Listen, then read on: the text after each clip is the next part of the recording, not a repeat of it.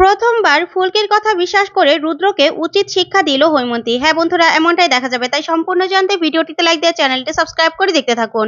গল্পের শুরুতেই দেখা যাবে ফুলকি দাস কালী মন্দিরে গিয়ে ওর মা কালীর সঙ্গে কথা বলতে থাকে আর বলতে থাকে, মা কালী বলো তো, স্যার না ওই সাতচন্নী ম্যাডামের চ্যালেঞ্জটা অ্যাকসেপ্ট করে নিল। এই ফুলকি দাসেরও তো ভয় করে, বলো আমি কি করে চ্যালেঞ্জটা অ্যাকসেপ্ট করি বলো তো। আমার না ভয় করছে, অনেক ভয় করছে। আমি যদি হেরে যাই, তারপরে হেরে গেলে ওই সাতচন্নী যদি স্যারকে বিয়ে করতে চায়, তখনই ফুলকি চোখের সামনে কল্পনা করতে থাকে রোহিত আর শালিনীর বিয়ে। তখন এই ভেবে কষ্ট পেতে লাগলেই তখন ওর মা কালীর সামনে এসে বলতে থাকে, ফুলকি তুই কি ভাবছিস, তুই কেন ভয় পাচ্ছিস, তুই কার বিয়ের কথা বলছিস? তুই তো এরকম পিছিয়ে যাওয়ার মেয়ে নয়। তখন ফুলকি বলতে থাকে, আমি কি করব? আমার খুব ভয় করছে। আমি না কোথাও যাব না, কোথাও না। আমি এখানেই থাকবো, আমি এখানে লুকিয়ে থাকবো। তখনই ওর মা কালী ঠাসি একটা চড় মারে। তখন ফুলকি বলতে থাকে, তুমি আমাকে আবারও মারলে? তখনই ফুলকি দেখতে পায় যে ওর মা কালী মূর্তি হয়ে সামনে দাঁড়িয়ে আছে। তখন ফুলকি বলতে থাকে, না না, আমি আর ভয় পাবো না। আমার ভুল হয়ে গেছে মা কালী। Sorry, sorry. আমার ভুল হয়ে গেছে। আমি লড়াইটা করব। আমি লড়াইটা করব আর জিতবো। স্যারের মান-সম্মান অবশ্যই আমি রাখবো। ওইদিকে দেখা যাবে মিডিয়ার লোকজন সবাই এসে বসে আছে। তখনই সাংবাদিক রেবেকা রোহিতকে বলতে থাকে, স্যার আর কতক্ষণ লাগবে ফুলকি দাসের আসতে? তখনই রোহিত বলতে থাকে, 10 মিনিট লাগবে, চলে আসবে ও। তারপরেই লাবু তমাল ওরা খুব চিন্তায় থাকে। তখনই দেখা যাবে সেখানে চলে আসে পারমিতা, ধানু আর পিয়াল। তখনই ওদেরকে দেখেই লাবু এগিয়ে গেলেই পারমিতা বলতে থাকে, না গো লাবুদি, কোথাও পেলাম না, কোথাও পেলাম না ফুলকিকে। শহরের সবগুলো মন্দির দেখলাম, কোনো মন্দিরেই ফুলকিকে পেলাম না। কোথায় যে চলে গেছে কে জানে। তখন পিয়ার বলতে থাকে, ফুলকি না নিজে ইচ্ছে করে হয়তোবা পালিয়েছে, সেজন্যই আমরা পাচ্ছি না। তখনই রোহিত ওদের অবস্থা দেখে মনে মনে বলতে থাকে, নিশ্চয়ই ফুলকি দাসকে ওরা পায়নি। ফুলকি দাস নিজের ইচ্ছে হয়তোবা পালিয়েছে। একবার পাই না ওই চিটিয়াটাকে, তারপরে দেখাবো মজা। এখন সাংবাদিকদেরকে কি বলে আমি সামাল দেবো? তারপরে রোহিত বলতে থাকে, আচ্ছা আপনারা বসুন না, চলে আসবে ফুলকি। তখনই রেবেকা বলতে থাকে, মিস্টার রায়চৌধুরী আপনি মনে হয় একটু বেশি তাড়াহুড়ো করে ফেলেছেন চ্যালেঞ্জটা অ্যাকসেপ্ট করতে। দেখুন না ফুলকি দাস কোথায় চলে গেছে। আমাদের সবার সময়ের মূল্য আছে, এতগুলো সাংবাদিকের সময় নষ্ট করা আপনাদের একদম উচিত হয়নি। তখনই দেখা যাবে সেখানে শালিনী মিত্র চলে আসে আর এসে বলতে থাকে, ফুলকি দাস তো পালিয়েছে, ফুলকি দাস কোথা থেকে আসবে? যা শুনে রোহিত সহ সবাই চমকে যায়। তখনই রেবেকা বলতে থাকে, এ কি ম্যাডাম আপনি এখানে? তখনই শালিনী বলতে থাকে, হ্যাঁ, এত বড় একজন বক্সার হয়ে গেছে যে আমাকে ভয় পেয়ে সে পালিয়ে গেছে। তার তো চ্যালেঞ্জ অ্যাকসেপ্ট করার মতো সাহস নেই। তাই সে এখান থেকে পালিয়ে গেছে। তখন এই কথাতেই রোহিত সহ কেউ কিছু বলে না। তখন রেবেকা বলতে থাকে, কি বলছেন ম্যাডাম আপনি? আপনি কি কিছু বলতে চান? তখনই শালিনী বলতে থাকে, বলতে আর কি চাইবো? ফুলকি দাসের এতটুকু সাহস নেই যে আমার মোকাবেলা করবে। সে কিনা ইন্টারন্যাশনাল বক্সিং খেলতে যাবে। এটা কি করে বুঝলো বক্সিং অ্যাসোসিয়েশন, যার এতটুকু সাহস নেই আমার সঙ্গে লড়াই করার? তখনই সেখানে রুদ্র চলে আসে আর এসে বলতে থাকে, শুনুন আমি বলছি। তখনই রুদ্রকে দেখে সাংবাদিকরা সবাই ওদের দিকে ক্যামেরা ধরে। তখন রুদ্র বলতে থাকে, এই সবকিছুর মধ্যে না নিশ্চয়ই রাজনৈতিক একটা ব্যাপার রয়েছে, না হলে ফুলকি দাসকে কেন সিলেক্ট করবে? নিশ্চয়ই এখান থেকে বক্সিং অ্যাসোসিয়েশনের কাছে কোনো রিকমেন্ডেশন গেছে, না হলে ফুলকি দাসের নামটাই বা কেন আসবে ব্যাঙ্গালোর হয়ে খেলতে যাবে যে, যে কিনা সামান্য শালিনী মিত্রের মোকাবেলাই করতে পারলো না, সে কিনা পালিয়ে গেল। আর সে খেলবে ইন্টারন্যাশনাল বক্সিং, বিদেশে যাবে? না না, সেটা হবে না। আসলে কি ফুলকি দাসকে কেন বেছে নিয়েছে জানেন? লাবণ্য সান্যালের ফুলকি দাস ডান হাত বলে।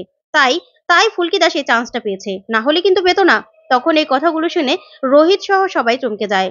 তখনই লাবুও ভয় পেয়ে যায়। ওইদিকে হৈমন্তী সবটা দাঁড়িয়ে দাঁড়িয়ে শুনতে থাকে।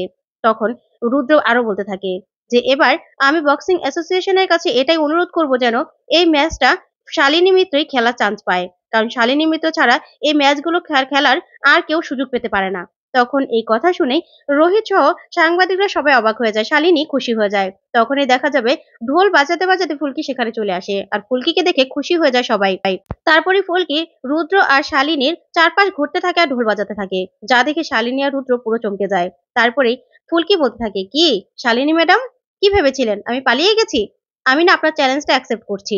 আমি আমি আপনার সঙ্গে মোকাবেলা করেই তারপরে আমার নিজেকে প্রমাণ করে তারপর আমি ইন্টারন্যাশনাল ম্যাচটা খেলতে যাব। এবার খুশি আপনি? তখনই শালিনী বলতে থাকে, এত বড় বড় কথা বলছো, তুমি খেলতে পারবে? তখন ফুলকি বলতে থাকে, অবশ্যই খেলতে পারবো। তখনই রেবেকা বলতে থাকে, আচ্ছা ফুলকি দাস, আপনি ঠিকঠাক মতো বলছেন তো? আপনি শালিনী মিত্রের মোকাবেলা করতে পারবেন? তখন ফুলকি দাস বলতে থাকে, আমার স্যার আমাকে কি ট্রেনিং দিয়েছে আর আমার স্যার আমাকে কিভাবে তৈরিটা করেছে সেটা আমি প্রমাণ দেব। প্রমাণ দেব আমি। আমি শালিনী ম্যাডামের সাথে খেলেই তারপরে নিজেকে প্রমাণ দেব।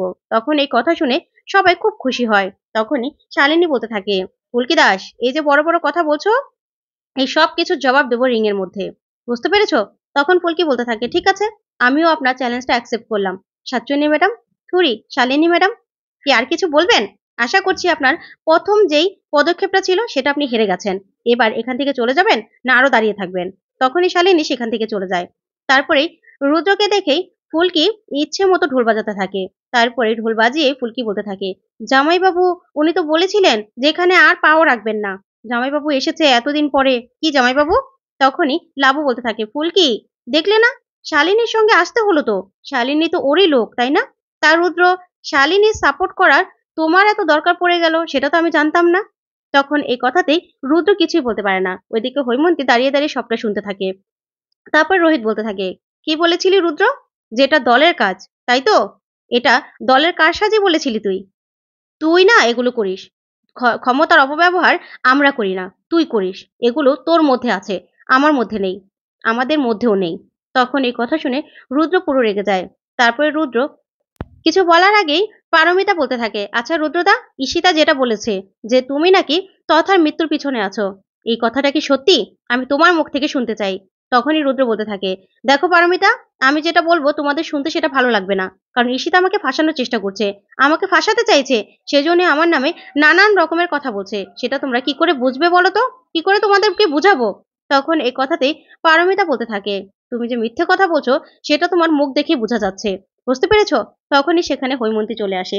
তারপর রুদ্র চলে যেতে লাগলে হৈমন্তী বলতে থাকে, রুদ্র, দাঁড়াও। তখন রুদ্রের সামনে দাঁড়িয়ে হৈমন্তীর ফুলকির বলা কথাগুলো মনে পড়ে যায়। তারপরে রুদ্রকে দাঁড় করিয়ে হৈমন্তী বলতে থাকে, রুদ্রের সঙ্গে আমি একা কিছু কথা বলতে চাই, জায়গাটা ফাঁকা করে দাও। তখনই সেখান থেকে সবাই চলে যায়। ওইদিকে ফুলকি, ধানু আর পারমিতা লুকিয়ে লুকিয়ে সব কথা শুনতে পায়।